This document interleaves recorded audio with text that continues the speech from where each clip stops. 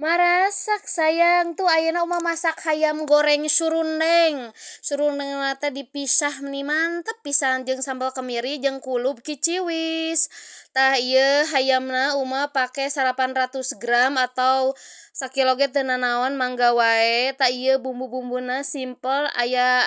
racik ayam, bawang bodas, koneng jeung pecin. Tah ieu kalapana 3.000-eun saon ieu teh. Tah tos kitu rendos heula ieu bumbu-bumbuna nepikeun ka lembut nya. Nepikeun ka lembut pokona mah atos lembut engke dicampur kana katelkeun. Tah ieu kana katelkeun caina 150 ml aduk-aduk-aduk sampai rata gebruskeun we ieu hayam nu tadi tah aduk-aduk nya sampai tercampur rata ungkep tah engke sisakeun ungkepanana tah ieu tos diangkat ni geulisnya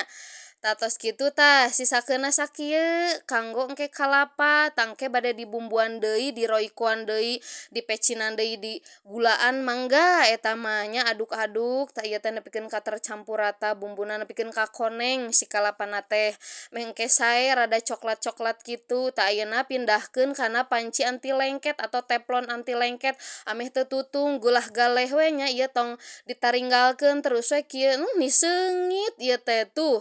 ih ni sae kieu ni geulis ni seungit ieu teh mantep pisan jeung sanguhaneut tah kumaha di kana topleskeun tuh tinggal ditabur we engke ayeuna bade ngagoreng hayam tuh hayamna bade goreng garing bade setengah matang teu nanaon pokona mah da ieu mah tos asaknya tos diungkep tah ayeuna bade nyambel ieu bumbu-bumbuna